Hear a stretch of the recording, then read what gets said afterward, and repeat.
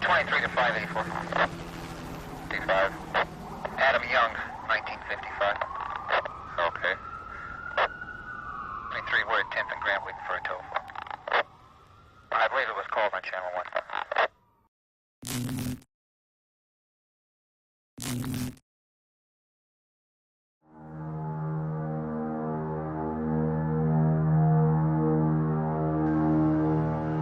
For Sarah Brady, February 10th, 2005 is a day she'll never forget.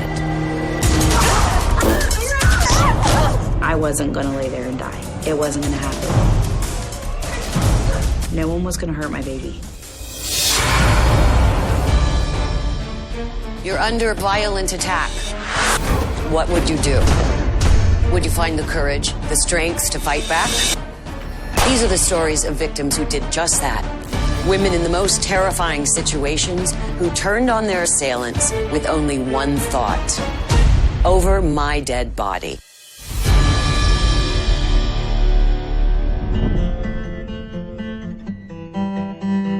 Growing up in the small family-centered town of Covington, Kentucky, Sarah Brady was not only a top student in high school, but also among the most popular. I had a really good high school experience. I was able to maintain an A average. I was cheer captain my senior year and homecoming queen. Sarah. But the best thing about high school for Sarah was meeting the love of her life, Scott Hatton. I met Scott at the end of my junior year. We started dating at that point. He was well-rounded. He played basketball, he played baseball. He was the high school quarterback. At 16, Scott had become a father and shared custody of the baby with his previous girlfriend. Oh, look who that is. Sarah loved that he was such a great dad. I realized that Scott was the one when I met his son. I literally fell in love with my stepson. All right, champ. You don't see very many 16-year-old dads that are so involved with the child, and he was just so wonderful with him. And I knew that we would be together and he would be the person that I want to have a family with. We dated all the way through the end of our senior year. He got a full ride scholarship. So he went off to college and I stayed at the local college and went to work full time at the bank. But their romance stayed strong. And after Scott returns from college, he moves back to Covington and takes a job in construction. You got it? Sarah keeps her job at the bank, and soon they get a place of their own. We moved in together. I helped raise his son. Oh my goodness, look at that. And then we started talking about having a child of our own. I'm gonna go keep working. And then, out of the blue, one day I got sick.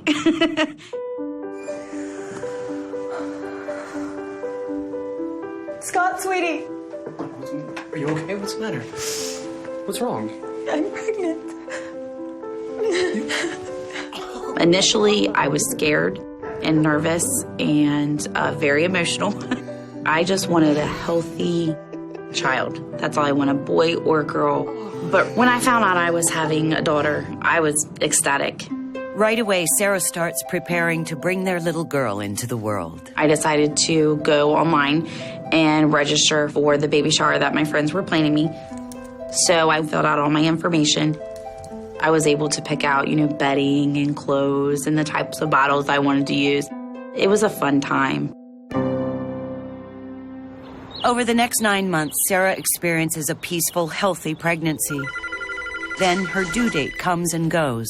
A week later, her baby still hasn't arrived when she gets a call from a stranger. Hello? Hi, my name is Sarah Brody, and I have a package of yours. She had received a package through UPS. Since my name was Sarah Brady and hers was Sarah Brody, we made the assumption that someone had clicked on her name, Sarah Brody, which went to her address versus coming to Sarah Brady. I'd be really happy to drop the package off at your house. Oh, no, that's too much trouble. You don't have to do that. Oh, it's no trouble at all. I'm 9 months pregnant, and I'm just trying to get everything done before the baby comes. I totally understand. I'm 9 months pregnant, too. I insisted that I come pick it up from her. I didn't want her to have to be inconvenienced any more than she already had been. The next day, Sarah Brady heads across town to retrieve her package at Sarah Brody's home. She was living in a home which was broken down into like a 4-family.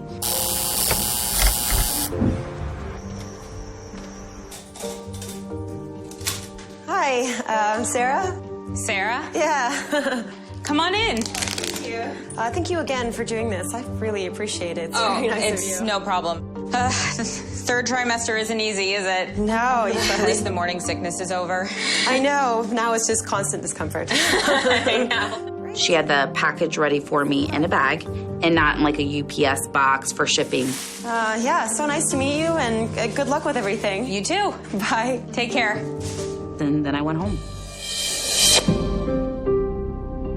Later that afternoon, the phone had rang. Hello? And it was Sarah again on the phone. Oh, okay. Hi, Sarah. She told me that she had received another package from UPS, and it was a traveling swing, which was on my baby registry. I thought that was a little strange, but okay. Things like that happen, so I kind of brushed it off. I'll come by tomorrow morning. Bye. The next morning, I went to her apartment. Hey. Hi. Come on in. Thank you.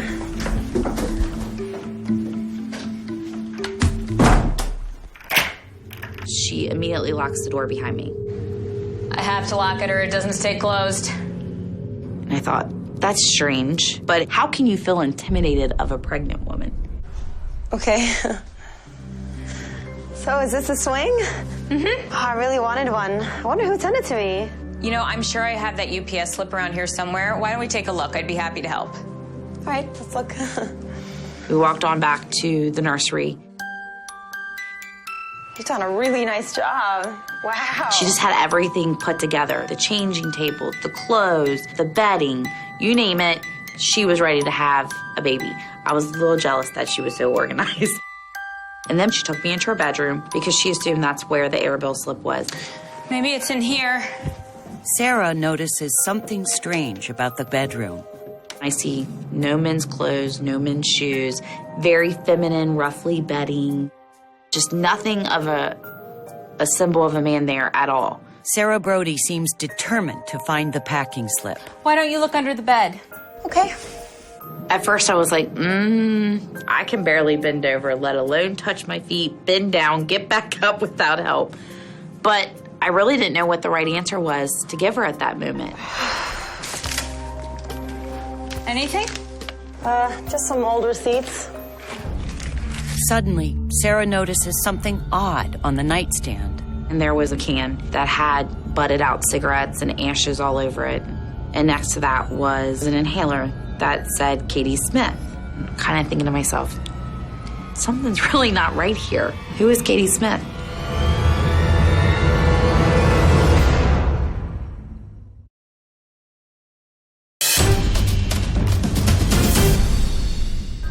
Sarah Brady is looking for the packing slip of a baby swing that was mistakenly delivered to the house of a woman named Sarah Brody when she notices an inhaler on the nightstand with someone else's name on it.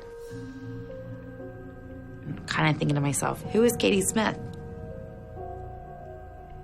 I felt very uncomfortable. Something's off, but you can't put your finger on it. I was going to get the heck out of there. You know what? Don't worry about it. It's not a problem if you don't find it. I really don't need it. So I have a lot to do. I'm going to go. You haven't put down your keys since you got here. Is that your security blanket? So at that point, I went from being a little uneasy to, why the heck would you say that to me? And I really just wanted to leave. I just have a lot to do. I have a lot of chores. I really have to go.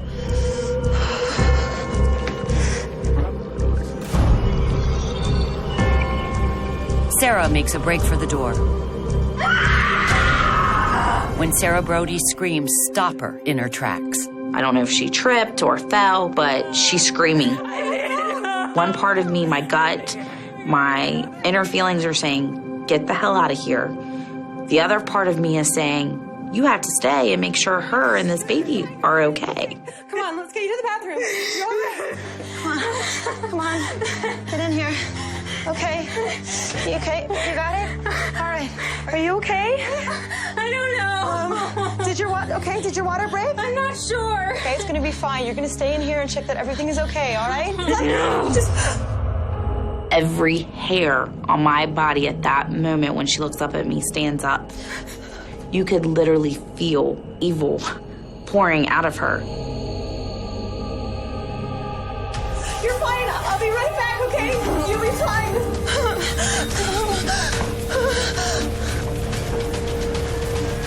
You know what? I think it was just contractions. Will you please come to the hospital with me?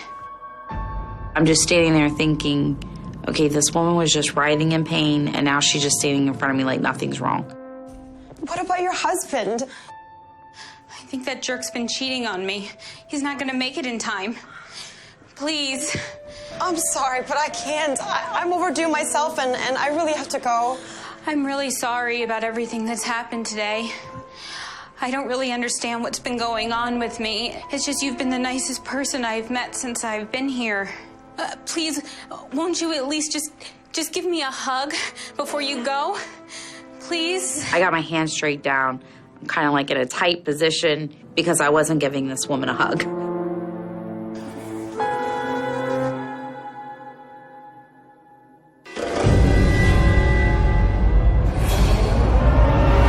not going anywhere, you bitch. Immediately, she has this knife above my head. Oh my God! Instantly, I reach up and knock the knife out of her hand. She kind of throws me to the love seat. She flips me over, and my body feels like it weighs 1,000 pounds. I can't lift my arms, not my shoulders, not my legs, and I could just feel all this pressure on my belly. And she starts hitting me with a glass ashtray.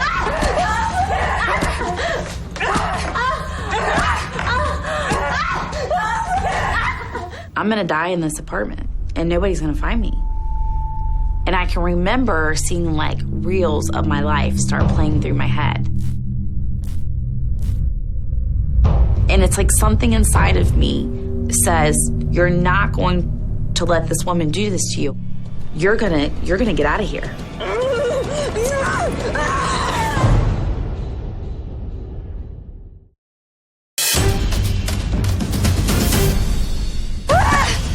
Sarah Brady is fighting for her life and the life of her unborn child as she is being attacked by another pregnant woman. It was like this strength from God just brought itself inside of me, and I was able to throw her off my back. And I can remember thinking to myself, I'm gonna get free. And she grabs me by the back of the hair and starts pulling me back in.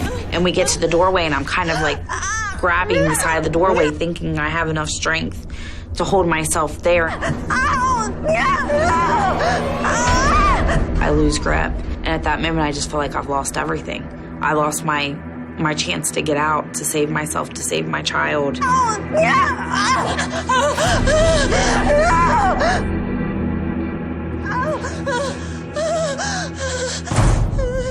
You're not going anywhere. I'm trying to reason with her at this point. I'm begging her that we go get our babies checked out, and I keep trying to focus on the children. Please, we have to look after our babies. Please. Everyone always leaves me. Everyone. Not you. You're gonna stay. And I knew then there wasn't going to be any way that I was going to convince her. I didn't know why she was doing what she was doing, but I knew that she wasn't going to let me leave. You're gonna stay right here. I'm exhausted. I can't breathe. My chest feels like it's caving in. I don't even think I was completely coherent because I've been hit in the head so many times. She felt my weakness, and she comes back after me.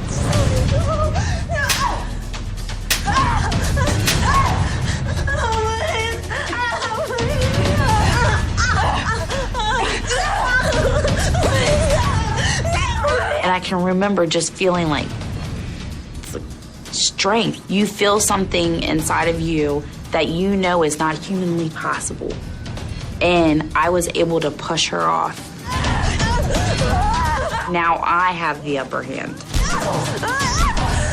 And I'm trying to knock her out. I feel like an animal.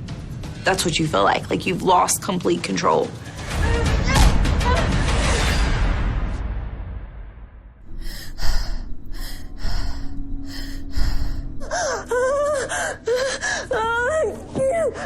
I think that I've knocked her out. And I'm thinking, oh my God, what have I done?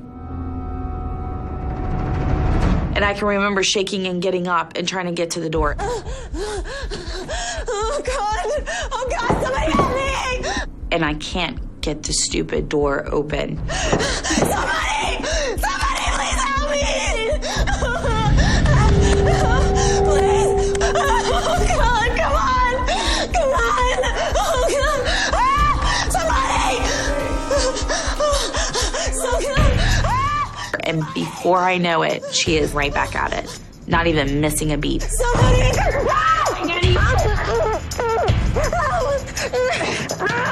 I needed to get this knife away from her because that stood between what I thought was between life and death. I grabbed the knife. Give me that, you bitch! You don't really truly feel the impact of the pain because your body is going through so many different things. I can see the blood and I can feel the dig, but it's not the pain that you would anticipate. I can feel it cutting into my hand. But I'm just thinking, don't let go. If you don't let go of it, she isn't gonna be able to stop you.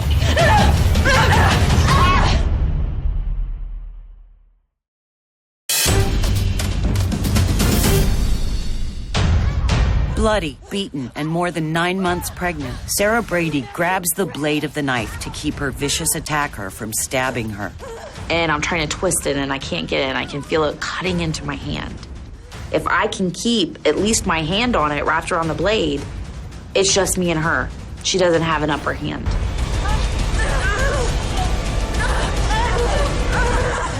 I twist her arm and I'm able to retrieve the knife. Come back! And I'm using the knife as my protection. Nothing is deterring her. And I keep begging her to please stop. And at one point, she came at me, and I pushed the knife forward.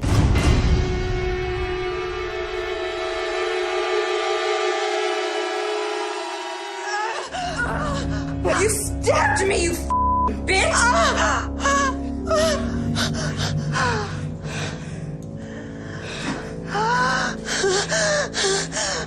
I can remember thinking to myself, oh my God, I just stabbed somebody.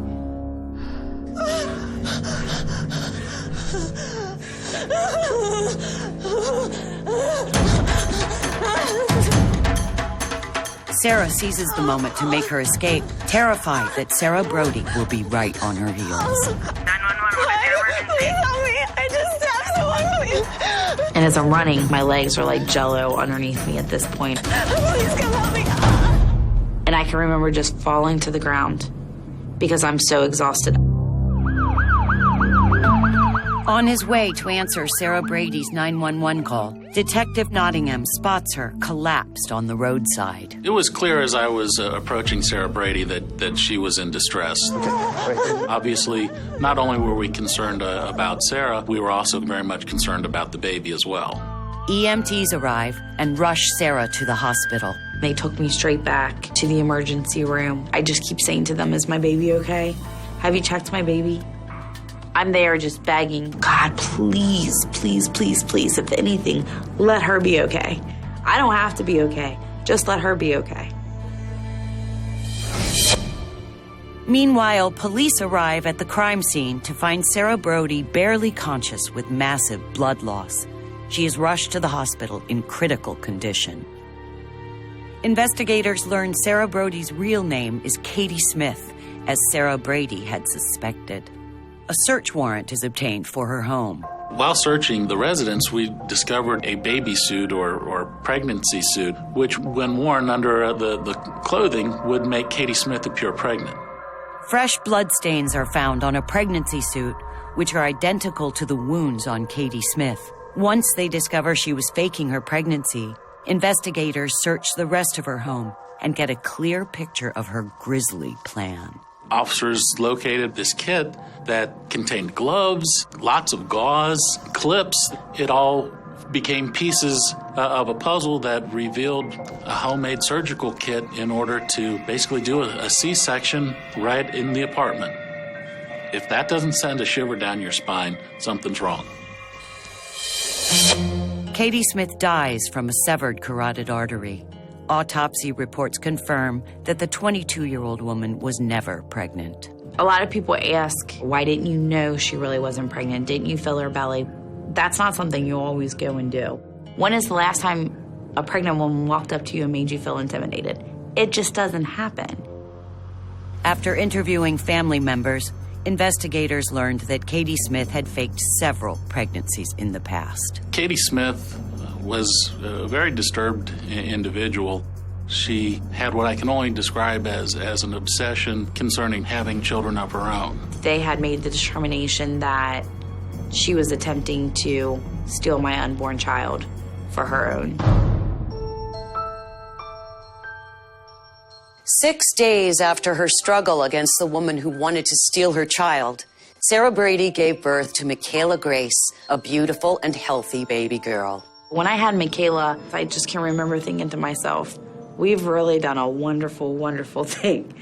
And it just reassures every fear, every question you have, and that everything's going to be okay. I don't think until you face a situation like that you ever really realize what you're capable of doing. When it comes to our kids, you realize you're so much stronger than you ever think you truly are. A grand jury ruled Katie Smith's death a justifiable homicide. No charges were filed against Sarah Brady. I'm Linda Hamilton, and this is Over My Dead Body.